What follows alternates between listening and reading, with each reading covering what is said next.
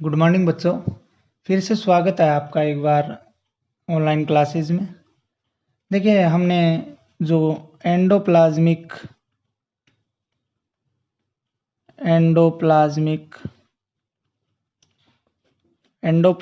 Reticulum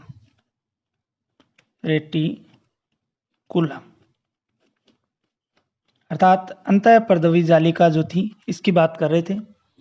इसके प्रकारों की बात हमने कर ली। एक तो था RER और एक SER अर्थात रफ एंडोप्लाज्मिक रेटिकुलम एंड एक था स्मूथ एंडोप्लाज्मिक रेटिकुलम। इस वीडियो के अंदर हम अंतःपर्दवी जालिका की संरचना अर्थात बनावट और इसके कार्यों की बात करेंगे। उसके बाद में हम दूसरा जो अंतःझिल्लिका तंत्र का भाग था गोल्ची उपकरण उसकी बात करेंगे। सबसे पहले हम इसकी संरचना की बात करते हैं अर्थात स्ट्रक्चर ऑफ एंडोप्लाज्मिक रेटिकुलम। देखिए प्यारे बच्चों, बिल्कुल आपको समझ में आएगा, बिल्कुल इजी संरचना है इसकी। क्या होती है समझने की कोशिश करें। बनावट की आकृति के अनुसार अंतःपर्दवी जालिका में 3 प्रकार की जो संरचनाएं हैं वो दिखाई देती हैं, ठीक है ना। यहाँ पे लिख देता हूं मैं। अंतःद्रवी जालिका में कितने प्रकार की संरचनाएं दिखाई देती हैं। जालिका में 3 प्रकार की संरचनाएं दिखाई देती हैं। अब बात करते हैं वो कौन कौन सी 3 संरचनाएं। प्यारे बच्चों, उनमें से एक जो है वो होती है सिस्टर्नी। क्या होती है? सिस्टर्नी। फर्स्ट क्या है? सिस्टर्नी। सेकंड की अगर बात करें तो वो है वेसिकल्स। इनकी विस्तार से बात करेंगे। दूसरी क्या है? वेसिकल। और तीसरी जो है वो है नलिका। क्या है? नलिका। या फिर इन्हें बोला जाता है ट्यूबलेस। क्या बोला जाता है? ट्यूबलेस। ठीक है। सबसे पहले हम 1 नंबर की बात करते हैं, सिस्टर्नी। किसकी बात करते हैं? 1 नंबर बात करते हैं हम लोग सिस्टर्नी की कि ये क्या होती है। देखिए बच्चों, सिस्टर्नी की अगर बात करें तो ये जो संरचनाएं होती हैं ये लंबी, चपटी तथा असाकित थैलियां होती हैं। क्या होती हैं ये लंबी, इसके अलावा चपटी तथा असाकित तथा क्या होती हैं? असाकित थैलियां होती हैं। असाकित क्या होती हैं? थैलियां होती हैं। ठीक है। और एक दूसरे के समानांतर व्यवस्थित रहती हैं। और क्या रहती हैं? एक दूसरे के समानांतर व्यवस्थित रहती हैं, थैलियां होती हैं तथा एक दूसरे के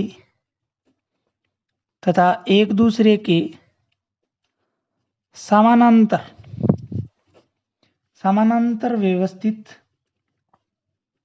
व्यवस्थित रहती हैं। ठीक है। अब अगर हम बात करें कि सिस्टर्नी जो होती हैं इनके ये जो सामान्यतः है प्रोटीन संश्लेषण में जो वेशक कोशिकाएं जैसे यकृत है, अग्नाशय है, नोटोकॉर्ड है, मस्तिष्क कोशिकाएं हैं आदि में ये प्रमुखताएं पाई जाती हैं। ये किस में पाई जाती हैं? ये जो है यकृत,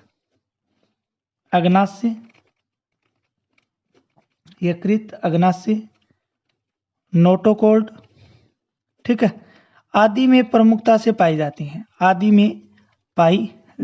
किस में पाई जाती हैं? मैंने 3 उदाहरण आपको लिखाए हैं, लीवर, पैंक्रेयास और नोटोकॉर्ड। और कौन सा लिखा है? नोटोकॉर्ड। इनमें क्या है? ये उपस्थित होती हैं। प्यारे बच्चों, 2 नंबर अगर हम बात करें तो 2 नंबर जो है वो होती हैं वेसिकल। 2 नंबर कौन है? वेसिकल्स। वेसिकल्स की बात करते हैं तो ये गोलाकार, वर्ताकार अथवा अंडाकार हो सकती हैं। ये कैसी हो सकती हैं? गोलाकार हो सकती हैं। कैसी हो सकती हैं? गोलाकार हो सकती हैं, अंडाकार हो सकती हैं। इसके अलावा ये कैसी हो सकती हैं? वर्ताकार हो सकती हैं। वर्ताकार हो सकती हैं। ठीक है। ये जो होती हैं ये प्रोटीन संश्लेषी कोशिकाओं में अधिकता से पाई जाती हैं। किसमें पाई जाती हैं? ये प्रोटीन संश्लेषी जो कोशिकाएं हैं, प्रोटीन संश्लेषी कोशिकाओं में अधिकता से पाई जाती हैं। में क्या है? अधिकता से पाई जाती हैं। उनके अंदर ये ज़्यादातर उन्हीं के अंदर पाई जाती हैं और इनकी संख्या भी उन्हीं में ज़्यादा होती है। जैसे अगर हम बात करें तो प्रोटीन संश्लेषी कौन सी कोशिकाएं हैं हमारे शरीर में? यकृत एवं अग्नाशयी। कौन सी? यकृत और अग्नाशयी कोशिकाएं भी आप लोग लिख सकते हो, कोशिकाएं। तो प्यारे बच्चों, दो की हमने बात कर ली, सिस्टर्नी, वेसिकल्स, और तीसरी जो है वो है नलिका है। तीसरी कौन सी है? नलिका है, अर्थात इनको ट्यूबलेस बोला जाता है। ये क्या करती हैं? ये दोनों जो सिस्टर्नी एवं वेसिकल्स हैं, इनको जोड़ती हुई जालिका का निर्माण करती हैं। क्या करती हैं? ये एक तो 1 नंबर सिस्टर्नी एवं दूसरी जो वेसिकल्स होती हैं, वेसिकल्स, दोनों को जोड़ते हुए जालिका का निर्माण करती है। दोनों को जोड़ते हुए किसका निर्माण करती है? जालिका का निर्माण करती है। जालिका का निर्माण करती है। तो प्यारे बच्चों, ये हो गई 3 नलिकाएं। तीनों नलिकाएं आप लोग देख सकते हो, जैसा कि आपको स्क्रीन पे डायग्राम दिखाई दे रहा है। ये तीनों जो हैं क्या हैं? 1 नंबर पे आपको दिखाई दे रहा है सिस्टर्नी, 2 पर आपको वेसिकल्स, 3 पर आपको नलिकाएं दिखाई दे रहे हैं। तो ये आपको डायग्राम बनाना है और इनको आपको ध्यान से देखो। 1 नंबर सिस्टर्नी पर आपको जैसा कि दिखाई दे रहा है, ये आपको क्या है? लंबी चपटी दिखाई दे रही है। दूसरी जो है वो वेसिकल्स है, अर्थात गोलाकार, वर्ताकार या अंडाकार हो सकती हैं। तीसरी नलिका रूपी होती हैं और ये सिस्टर्नी और वेसिकल्स को क्या करती हैं? जोड़ने का कार्य करती हैं। तो प्यारे बच्चों, ये तो हो गई इसकी संरचना। अब इसकी संरचना की बात करें कि अंतःपर्दवी जालिका दिखती कैसी है, इसकी अगर बात करें तो देखिए आपको एक डायग्राम और दिखाई दे रहा है। जो ये डायग्राम आपको दिखाई दे रहा है, इसमें एक तरफ केंद्रक है, केंद्रक के बाद में केंद्रक के है, नीचे देखिए आप खुरदुरी अंतःपर्दवी जालिका, जिसपे क्या उपस्थित है? राइबोसोम उपस्थित है। जिसपे क्या उपस्थित है? राइबोसोम उपस्थित है। इसके अलावा आपको साइड में चिकनी अंतःपर्दवी जालिका भी दिखाई दे रही है। तो प्यारे बच्चों, ये है अंतःपर्दवी जालिका का चित्र। अब हम बात करते हैं इसके कार्य की। किसकी बात करते हैं? इसके कार्यों की बात करते हैं कि इसके कार्य क्या होते हैं।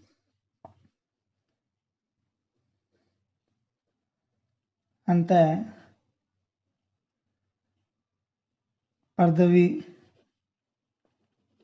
जालिका के कार्य। अंतःपर्दवी जालिका के कार्यों की बात करते हैं कि इसके कार्य क्या होते हैं। तो प्यारे बच्चों, पहला कार्य जो है, जो राइबोसोम होते हैं वो प्रोटीन संश्लेषण का कार्य करते हैं, अर्थात जो RER है, RER पर